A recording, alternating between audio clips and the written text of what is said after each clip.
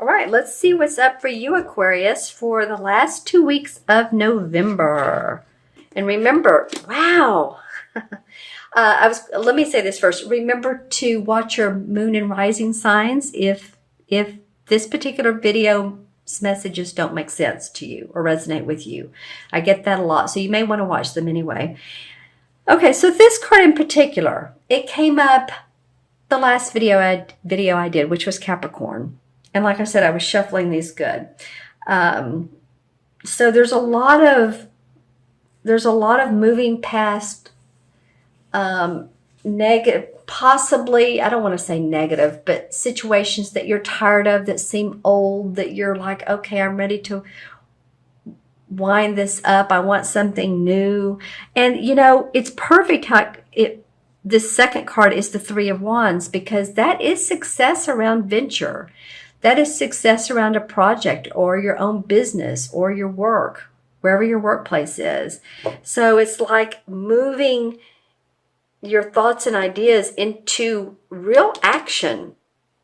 Actually, I feel like you've been seeing some success. Seeing some success. That's a lot of S's. Aquarius.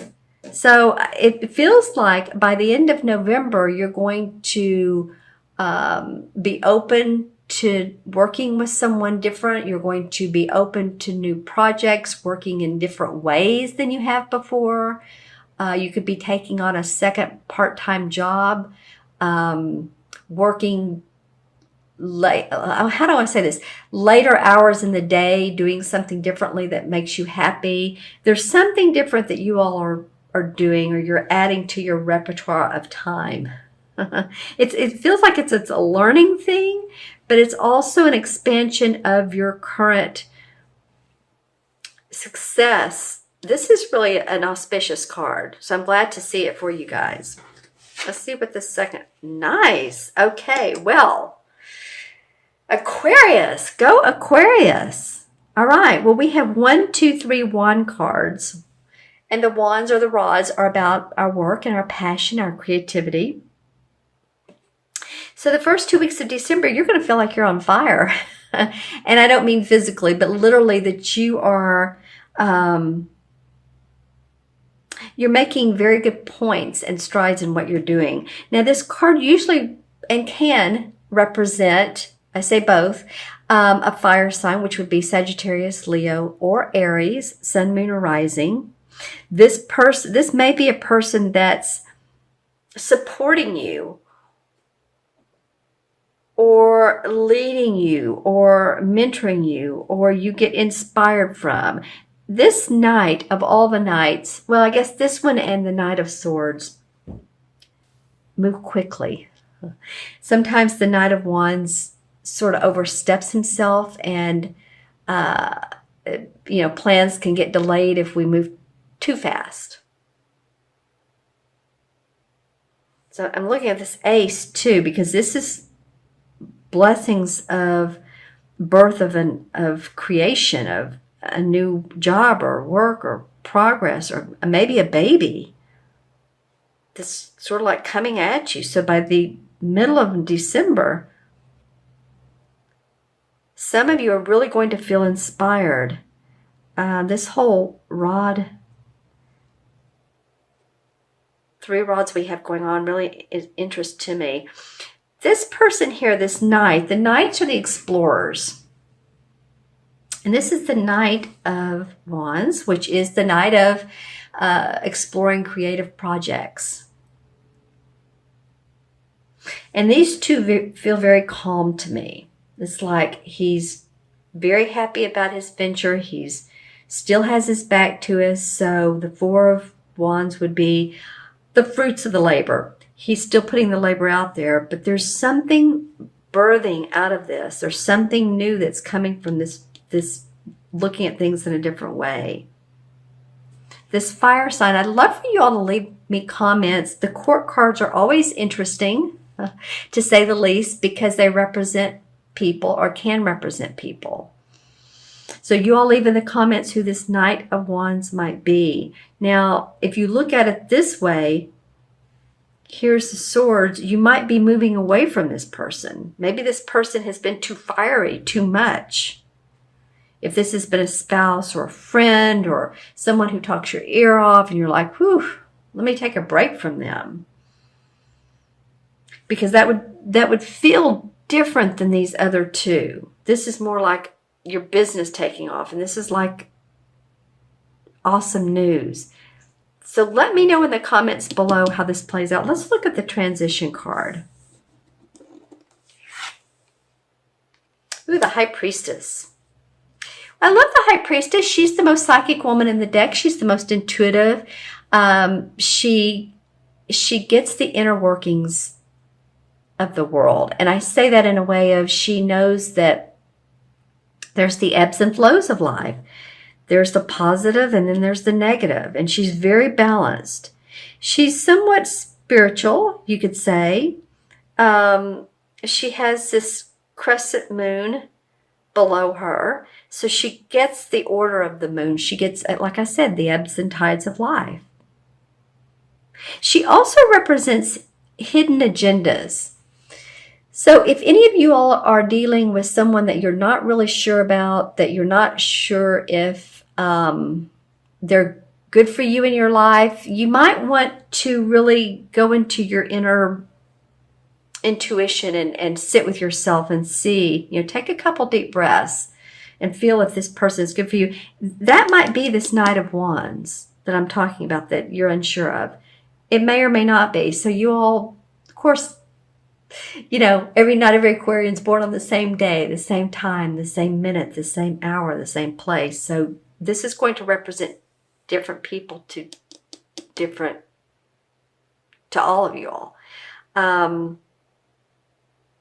I feel like, though, this is someone, or this is a time for you when you really are perceptive and intuitive and you get it. Okay, let's see what the crystal has to say as well. I'm going to use this crystal. Yeah, you're leveling out a playing field. You may have felt like in the past or in a relationship, it doesn't have to actually be a romantic relationship, if I can get my words out here. It can be a friendship, it can be a business partner, or business organization. But I feel like you're feeling like, now I'm on a level playing field. They're not quite as superior as you once thought. And I think that might have been in your own mind, actually. You've always been as talented. You've always been as good as them. I feel like you'd been thinking a lot. Well, maybe I'm not as good as they are, or he or she or whomever. Let's see what else comes up for you. I'm looking for, okay, that's some beautiful blue. And I'm holding it away from this, so it's not that. This particular blue, let's see, I'm looking to see if it's more of a cobalt. Well, blue has to do with the throat chakra, so communicate your words. That's beautiful. I want to say don't mince your words. In other words, don't hold back. And at the same time, use your words carefully. So that's two different encouragements, isn't it? But there is something about languages. So any of you all that are studying different languages, different cultures, that comes up as well. You might be learning, it's French or Spanish. Yeah, that comes up. Okay, so for any of you doing that, let's see what else comes up for you for Aquarius, Sun, Moon, or Rising. Some of you are thinking about writing a book or a pamphlet. Maybe it's part of your work, but maybe it's not too. And I feel like some of you are going to have to stand up for your ideas and who you are. It may mean around in a relationship, or it could mean at your workplace or at your business, or ideas that you have. Stand up for yourself. This is what works for me. What works for you? All right. Okay, Aquarius, let me go ahead and add up the cards. We have 6, 7, 8, 9, and 2 is 11, 12, 13. That's easy, right? 6, 7, 8, 9, 8, 10, 11, 12, and 13. Well, 13, a lot of people like that number. A lot of people, when I'm talking to them, say, oh, 13 is my lucky number. Not everyone, but some people do. 1 and 3 is 4, of course, and 4 in numerology is about building your foundation. It's about feeling that there is structure and there is safety in your life, and there is, security. So hopefully that makes sense for a lot of you, and you all do feel that. It's an important feeling, isn't it?